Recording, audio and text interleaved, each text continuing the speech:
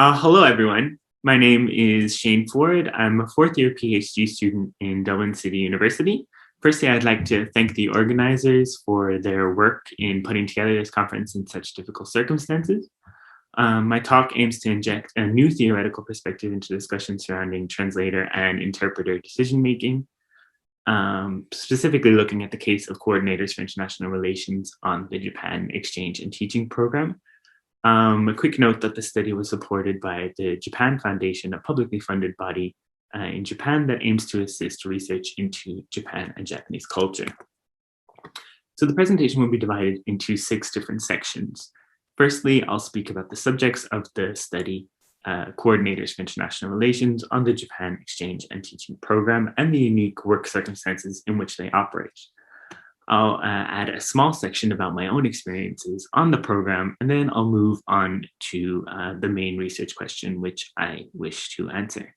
In the third section, the research design, data collection strategies, and analysis strategies will be described.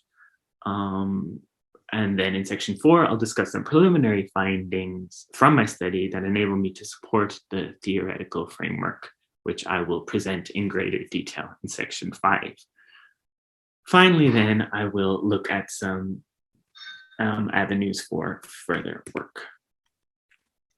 So the subjects of my data analysis were participants in the Japan Exchange and Teaching Program.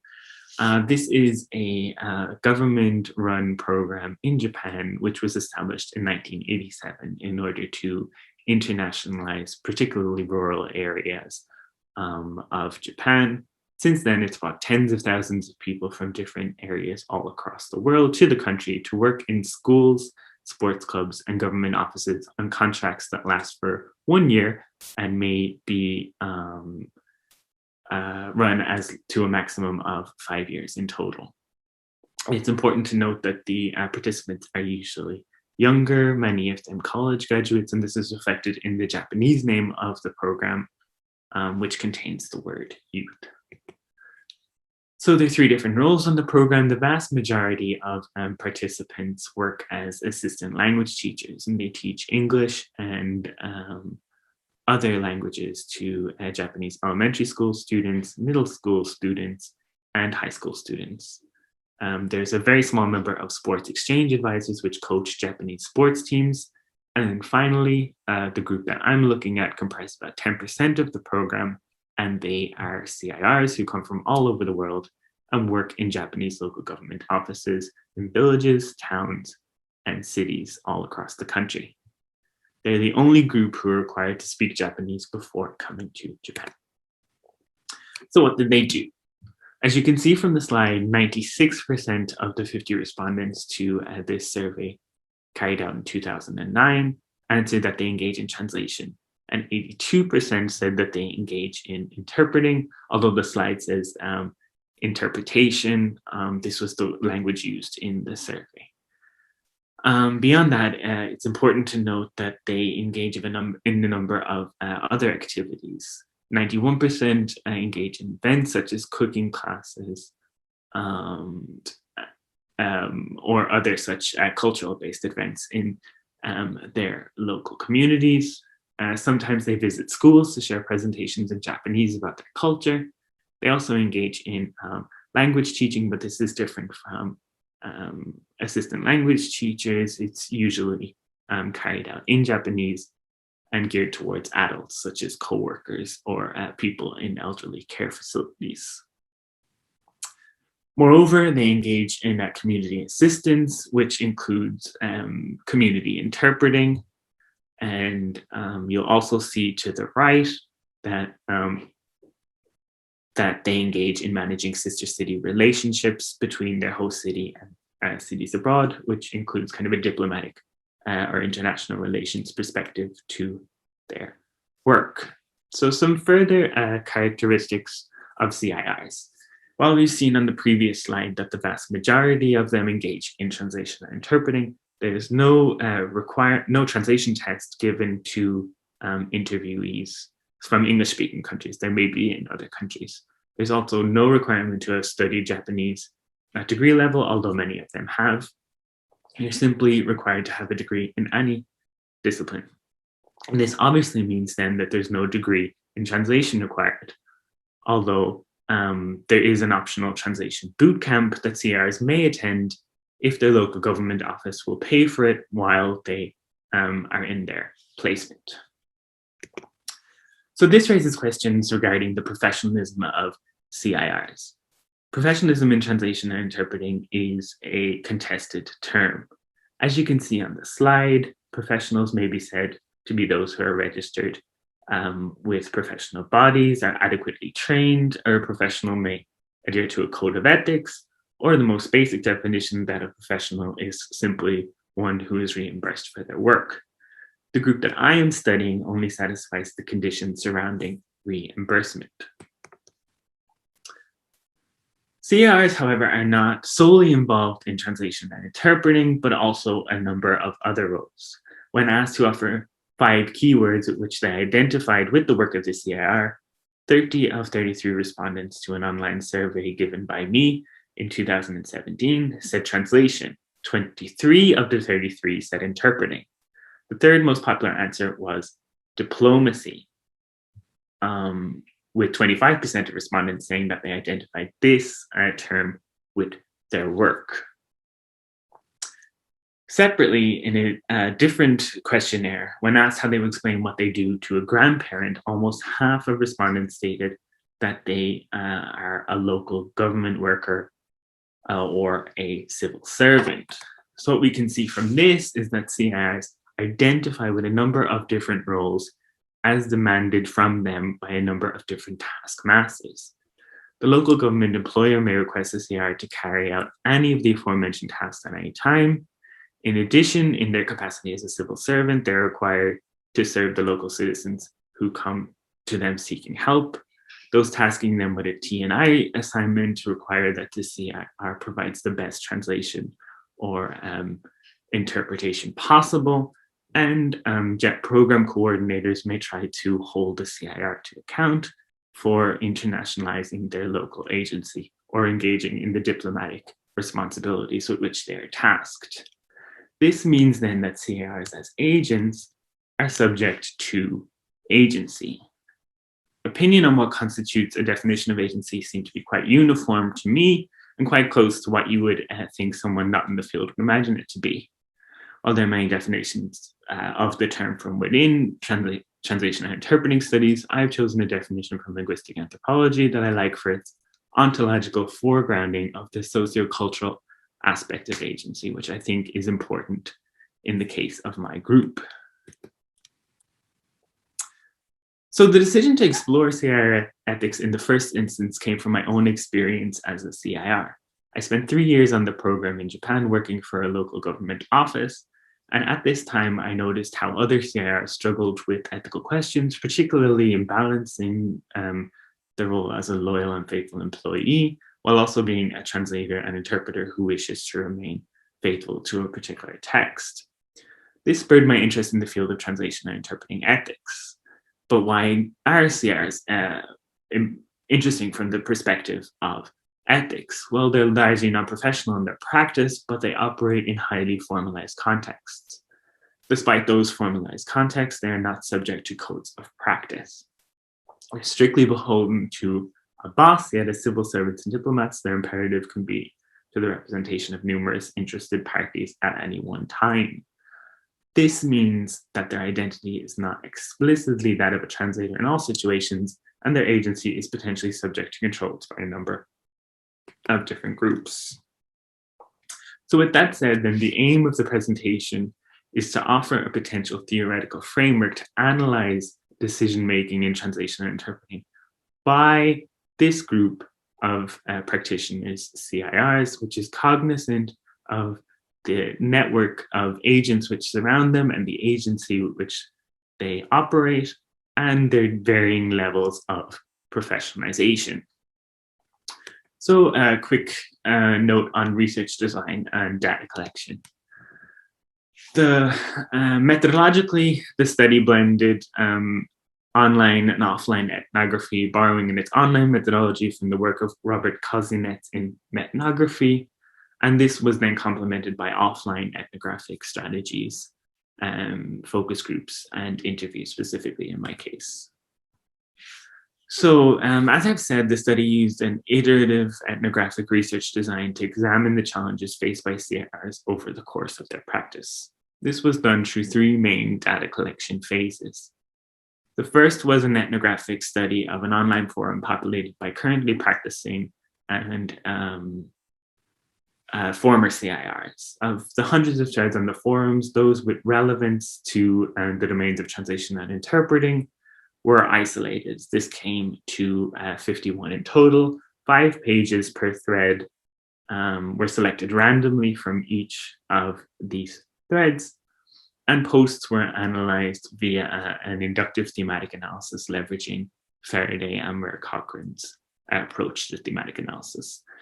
Subsequently then, having identified the challenges that CIRs face over the course of their practice, a more guided discussion, particularly focusing on the challenges of varying professional status and agency, was engaged in to confirm or falsify the assumptions made in the previous round of data collection on the forum.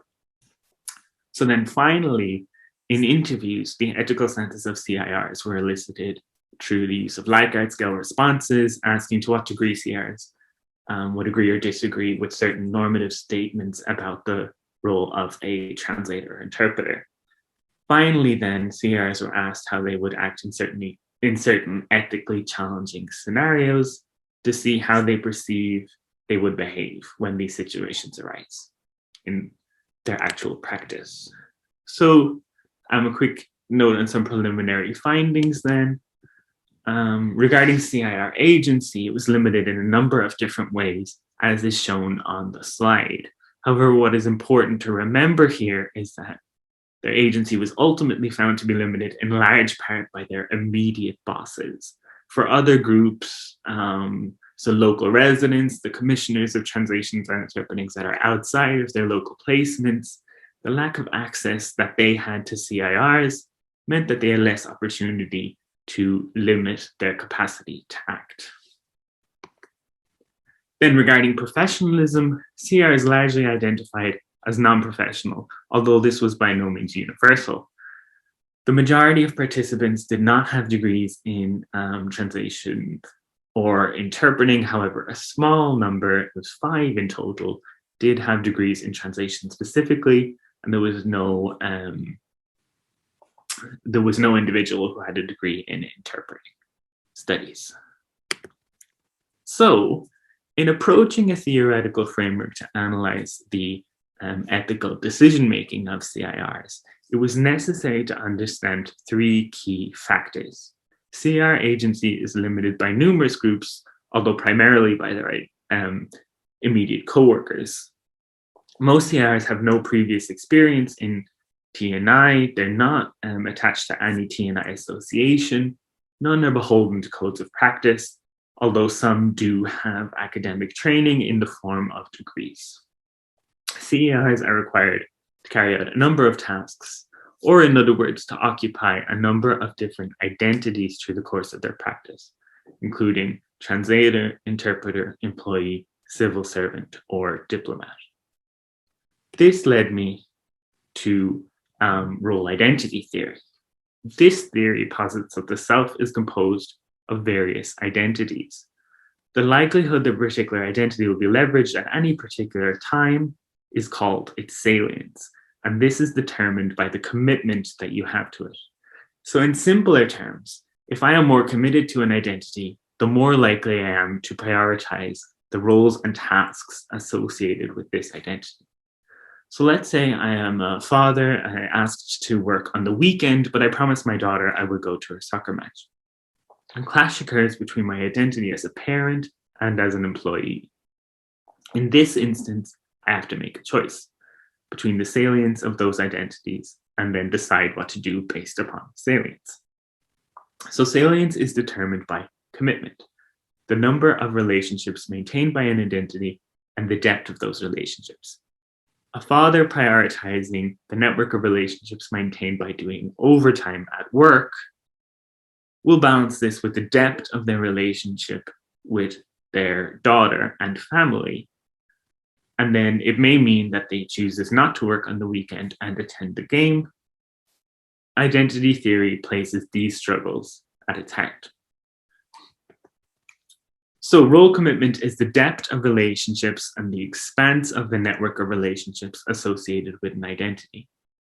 If maintaining an identity brings with it close relationships that are deep and valued, then this role will be more likely to be invoked when it clashes with other identities, i.e., it'll be the most salient. Choices made are governed by the most salient identity. So, CIRs identify with multiple identities, as we've seen in previous slides: translator, interpreter, diplomat, civil servant, etc. The framework posits that the CIRs prioritize these different identities based on the networks of relationships associated with them. So if a CIR commits to the relationships associated with their role as a diplomat over their role as a translator in a certain situation, then the role of the diplomat has salience, and decisions made will be prioritized with this role. However, we have seen that professionalism and agency are also important factors governing the work of the CIR, and they have therefore been added to the framework. The prior experiences of the CIR internalized through their norms surrounding T&I, previous academic training, and on-the-job training may help paint a fuller picture of their commitment to different identities. Agency, to the degree to which they can act freely in their placements, may also factor into this thinking. So let's take a look at an example. So CIRs in interviews were asked what they would do in the following situation.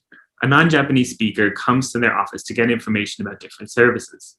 They are interpreting a conversation between the resident and a Japanese colleague. The colleague leaves to get information about the resident's request. However, while they are gone, the resident begins asking about another service.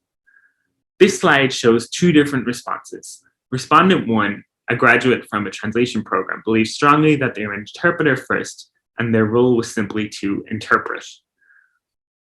They believed that this was the action that their superior would want them to take, and therefore chose to wait for their superior. Respondent 2 had no previous translation training or experience and identified strongly as a people pleaser and as an immigrant to Japan. They believed their superior would have no problem with them helping the resident. Therefore, they chose to help the resident. So applying the framework here, we see that the first CIR, when faced with the challenge of the conflicting roles of public servant and interpreter, aligned with her norms as an interpreter and essentially did not experience any conflict.